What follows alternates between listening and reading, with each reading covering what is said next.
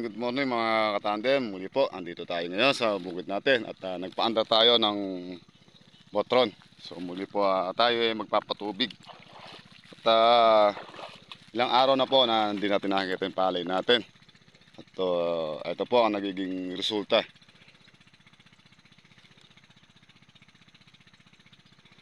So ayan po yung mga katandem, yung huling pitak natin dito sa duluan. Ano, lito na lito po mga katandem ang palay natin, ano.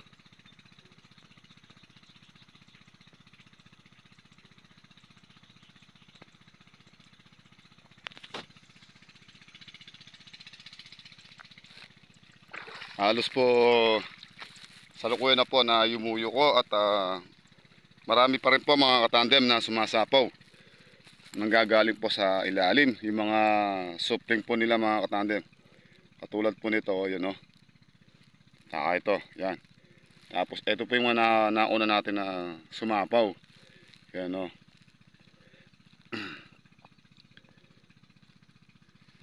Tulad po nito, yan o.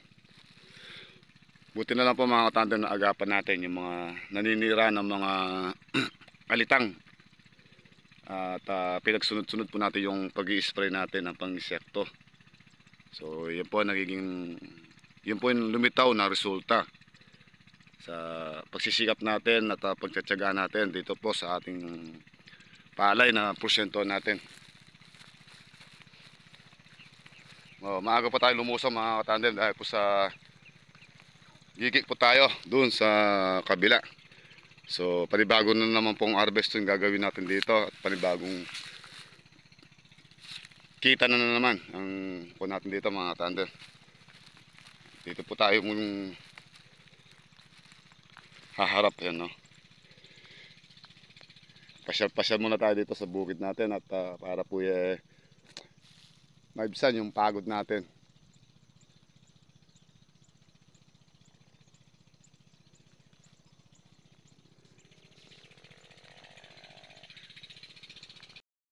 O yan mga katandem, unti-unti po pabalik na tayo doon sa dulo at para po abangan natin yung darating natin na harvester.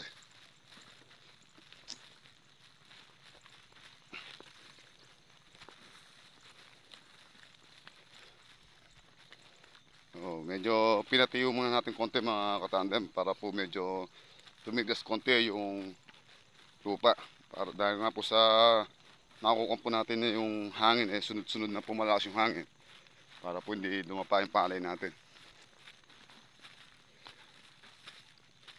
Kaya ngayon po papatubig muli tayo, you know? Kailangan po talaga patubigan to dahil po sa baaw mabigla, bumiglang gumulang yung binuti ng palay maging pipis. Kailangan po mapalintog natin na bunga itong palay natin mga katandem. Pag naging malintog ang bunga niya, sigurado marami tayong aanihin.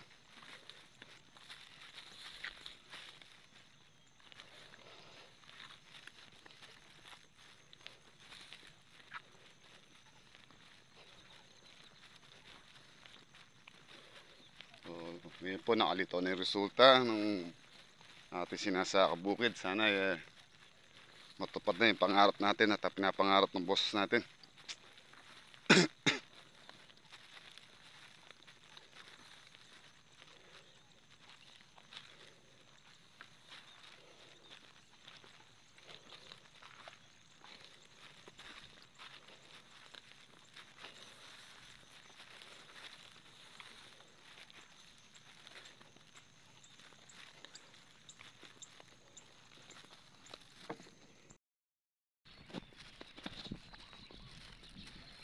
Mga katandem, Yan, lakad-lakad muna pag may time. So bali lalakad po tayo na pauwi at wala po tayong masakyan ng motor. At nagpahati lang po tayo kanina doon sa anak natin dahil sa may pasok po siya. Kaya ngayon po galaan tayo na pauwi. So malayo-layo po yung lalakad natin. Buti na lang po samentado na yung dinadaanan natin, nilalakad natin. Ano? Hindi na po katulad ng araw na puro putik.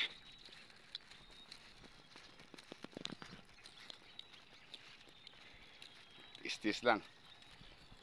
Wala sumuko na po yung motor natin isa.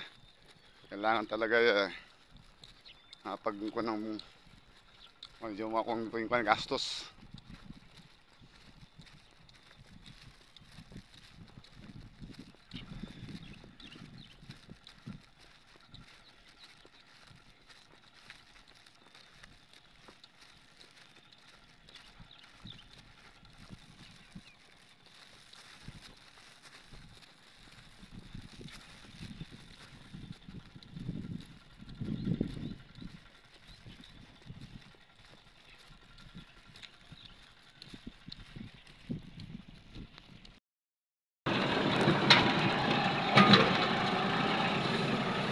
Tandem, papalusan na tayo.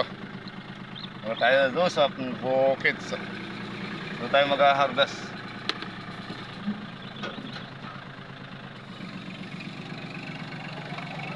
Hop! Dali lang, dali lang. Para may nahuhulog ha.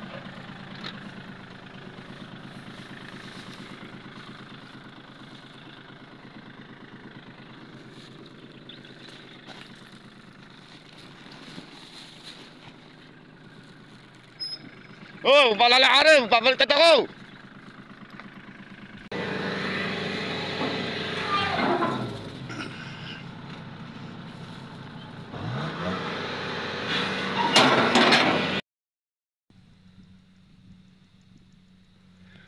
So ayun po mga tandem, bumaba tayo muna sa Bistet. Pinalitan po tayo ng buso nating kapatid. So ito po, bali malapit na rin pumayari itong isang banos. So ito lang natitira niya sa pitak. Tapos pagkayari, lilipat tayo dito. So bali, ang mangyayari po niya mga katandem, abutin tayo hanggang bukas dito. Sa dahilan po na mga nangangariada po ng kalabaw, dadalawa lang po sila, hindi po nila mayayari. So kung kukunin natin tayong harvester, kaya natin yariin ito hanggang mamaya. Ang problema po yung mga nangangariton, hindi po sila tatagal dahil po sa dinadaanan po nila doon sa bungad puro putik. Dalawa lang po sila, kaya kinausap nila tayo kanina na hindi na muna natin na-harvestin lahat dahil hindi rin po mahakot na lahat.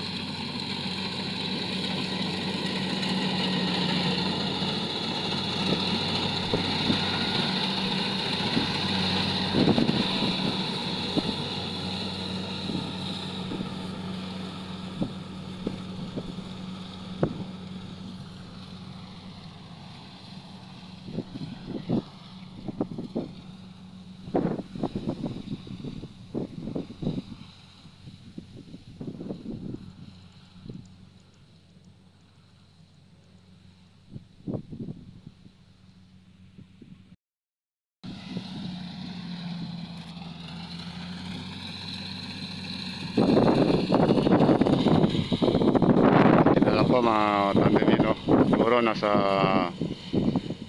dalawang paraan na lang po yung mayayari na. Tapos lilipat na naman po dito sa kabila. Bali nakakamahigit na 100 na kaban na tayo. Tapos yun nga, yung nakasaksak na yung pan-200 kaban na yung mga tandem.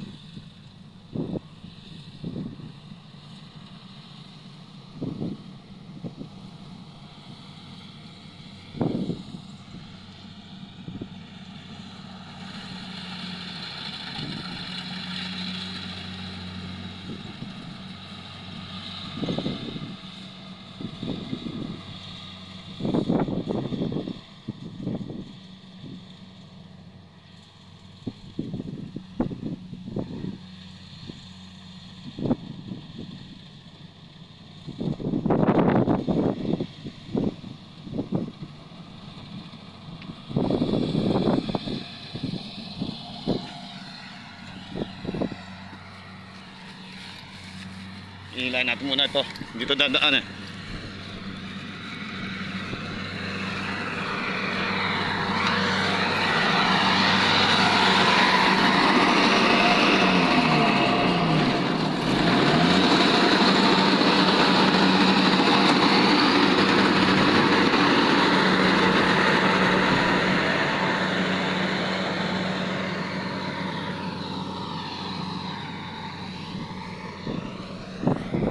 Bali po mga katandem, ayan po yung mga nangangariton natin. Ayan o. Dalawa lang po sila kaya medyo sila po mismo nag-aabiso na huwag natapusin at mitahan lang po yung pag-harvest. Baka daw hindi nila mahahakot lahat kasi dalawa lang sila.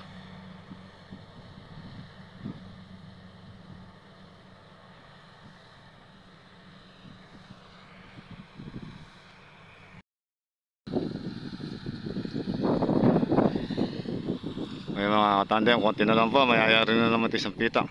Parang konti lang po yung nalugas ah. 2, 4, 2, 4, 6, 8. 8 siyam. Doon oh. Alam mo nakabaksak yata rin mga katandem oh.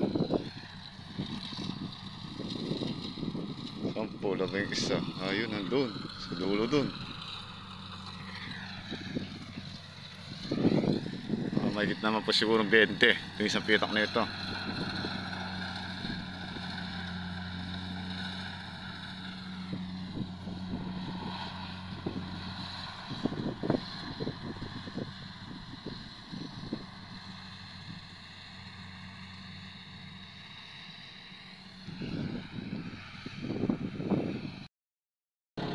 Yung pusta. Oh, Pusta.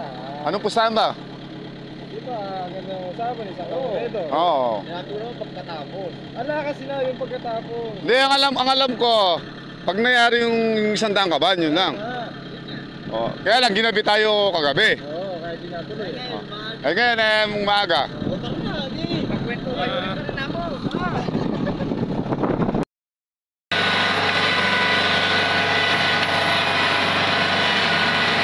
Kaya mga katandem, maaga tayo nakauwi ngayon dahil po sa wala po nagkakariton.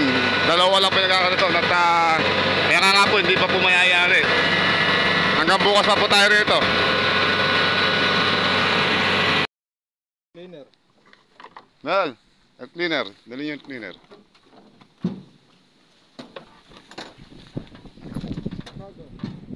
Ayo. Meron pagsuya bag. Meron pagsuya, pagabot. Dadakay ko, parang na ako. Yan yung malalam ko rin, balik-balik ng harvester na. Kaya mga tanda, bali uwi tayo, iiwan na dyan natin yung harvester para bukas mabilis yung pagkukuha natin dito. So pati mga sako iiwan na, tsaka yung kulang kalahating kaban iiwan na natin dyan. Bukas natin pupunin yan.